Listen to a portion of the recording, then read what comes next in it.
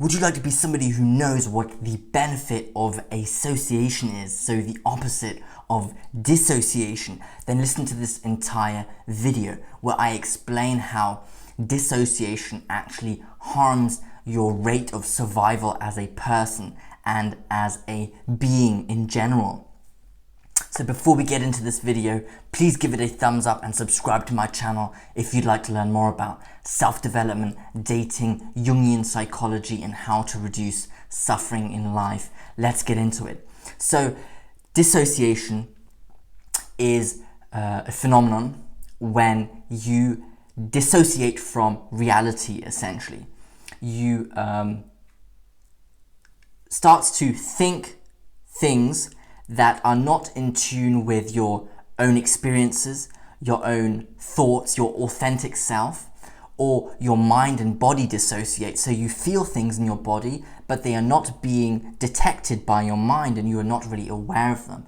Or generally, it can also be if you are living a lie, essentially. If something happens in reality, objectively, whatever that is, but that's beyond the discussion now. So something happens objectively outside in reality and you just interpret it completely falsely, so inaccurately, then you dissociate from reality. I have made several other videos on dissociation, really going into the aspects of it and how it can happen. I will leave those in the description. I suggest you watch them because they really explain some important details that might be relevant for this video. Okay, so the question arises, why are we primed to be connected to reality and have our mind and body in sync? Because the symptoms of dissociation, like pain and suffering or like mental illness, these symptoms are trying to communicate to you that something is wrong. Hence, the healthy state of being would be away from dissociation and thus association. And I'm not quite sure whether association is the right psychological term here, but what I am referring to here is the opposite of dissociation, where you're in a state of being that is in tune with reality and your mind and body are in sync. They are connected and communicate with one another and can feel one another. So that's what I'm referring to when I use the term association. Okay, so let's repeat the question. Why are humans primed to be in the state of association? The first thing that came to my mind is the obvious question or the obvious topic of survival. Humans are primed to survive, hence association probably has to do something with survival. Now, the answer of just like survival is quite simplistic, but I think there is utility in it, and it is right. So being in association would allow you to get more access to resources, attract a healthy partner, hence you can populate your genes, which is like the natural purpose, let's say, of a species, to populate and to remain alive. So you need to populate your genes, and that will be done. The rate of your offspring being healthy is increased if you find a healthy partner. Hence, you will be able to find a healthy partner if you're in association, and you will be included in social groups. You will be integrated. These are three basic traits that determine your survival in my eyes. And when I talk about survival, I'm not talking about a binary variable of being dead or being alive. I am talking about degrees of well-being, degrees of survival. Like, you can be at the brink of poverty and be struggling and stressed out because you don't know where your next meal is going to come from, and you're concerned that you're going to get robbed because you live in a dangerous neighborhood because you cannot afford a better neighborhood. Or you can be in the middle class of a society, live in a peaceful suburb with being able to pay for good health insurance and have plenty of food. These are both examples when you are surviving. Obviously, you're not dead, you're surviving, but one is a lot closer to the deterioration of well-being than the other. Hence, there are degrees of survival. So let's first break down. This is a very long discussion about why association would increase your rate of survival, and I will only go into the survival aspect when there is actually something more spiritual to it, which I will do in another video, I think. Okay, so let's first look at how being in association would allow you to have access to more resources. So I think a key determinant of access to resources is obviously one trait would be financial funds, how much money you have. Okay, so association is seeing reality for what it really is. That's important. Let's say you're an entrepreneur and you have your own business. Your business just broke even. That means your business is now profitable. In order to stay profitable, you need to keep a close eye on your competitors, your industry that you're operating in, and what your client needs are. If your clients need change, but your product, what you're offering, or your service stays the same, then eventually your products won't be bought anymore because clients have different needs and your product isn't satisfying it. Hence, your clients will look for new suppliers of whatever they're looking for. Then you won't have income anymore. Then you can't buy resources. Then you can't feed yourself. You cannot heal yourself with medical resources in case you get ill because you can't buy them.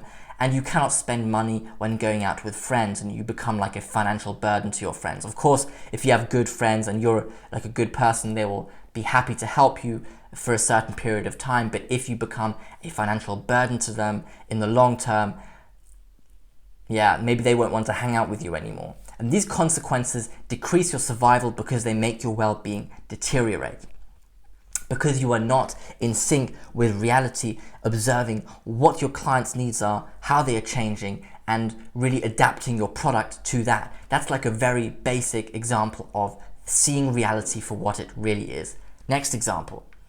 Another example of dissociation and how it lowers your survival rate, dissociation, is if you become possessed with an idea, an ideology that is not in tune with who you really are. Let's say your mind finds and holds a tenacious grip to a belief system like an ideology, let's say communism. Whenever you interact with people or talk to them, you like to talk about communism, and that becomes quite repetitive, and you discuss how the current economic system is corrupt, oppressive, and only benefiting the tyrants at the top of the hierarchy. And you always complain about it. You become like a foot soldier of an ideology. When you discuss the topic of capitalism versus communism, you are very defensive and emotional. You take personal attacks, like vindictive attacks, on your opponent in a discussion, and whenever they question the validity of communism. And you feel attacked because you identify with communism and it gives you something to live for. You are possessed by it. You are not thinking according to the mind of your own experiences and your authentic self.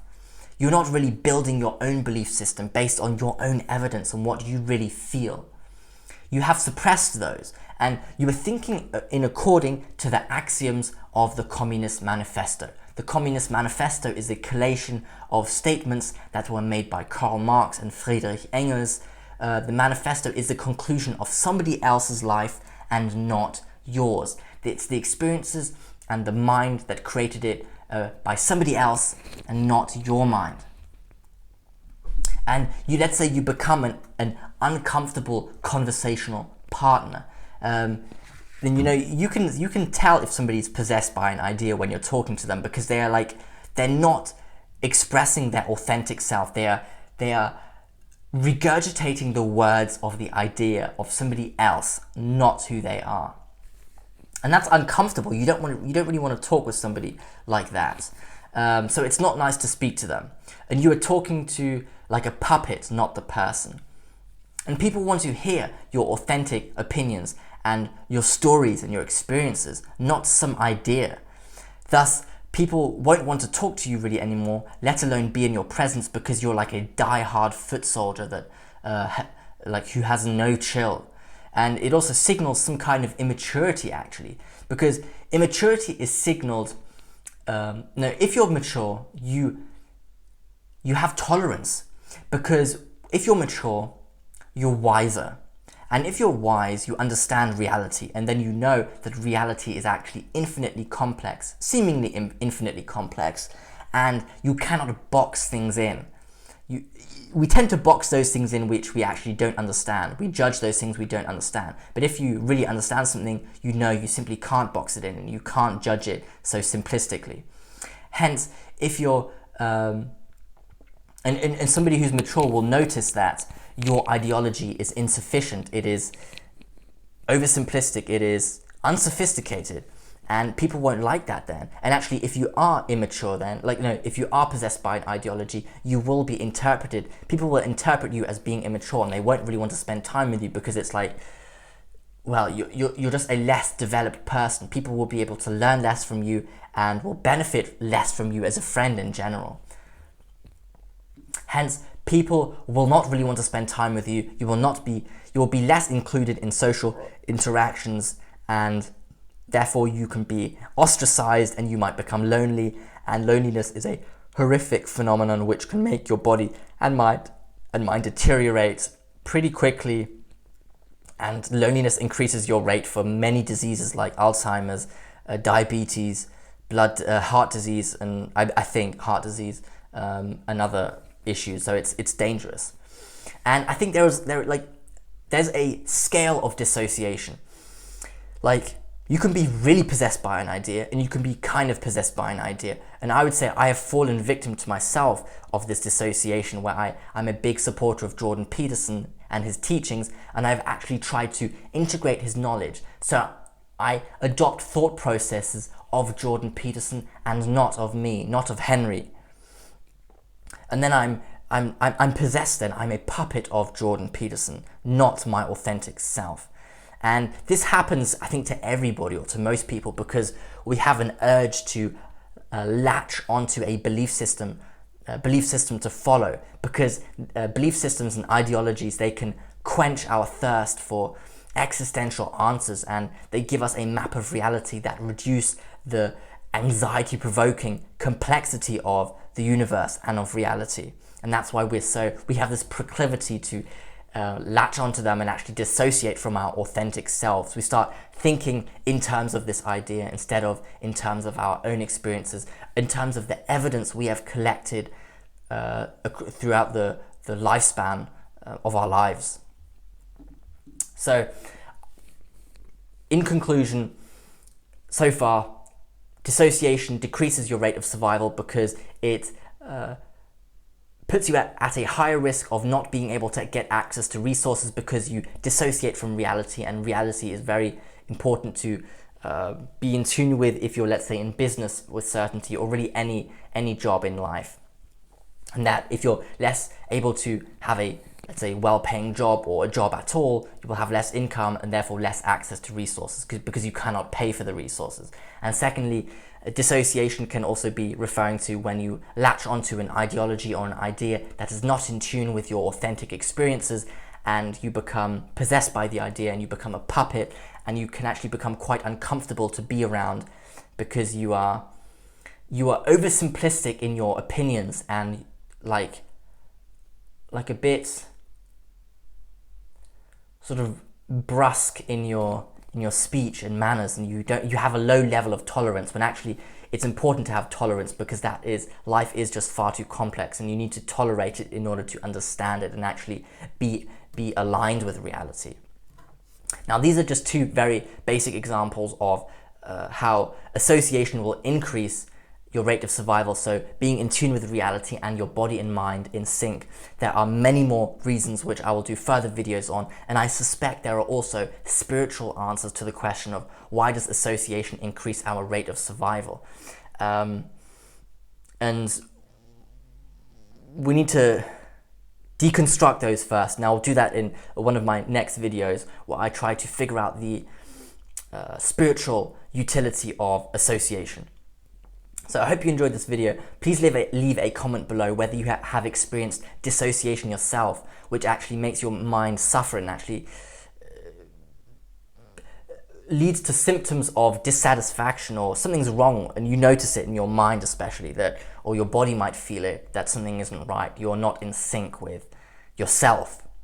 So let me know if you've experienced that yourself in the comment section below. So please give this video a thumbs up and subscribe to my channel if you'd like to learn more about self-development, dating, Jungian psychology, and how to reduce suffering in life. Thank you for listening.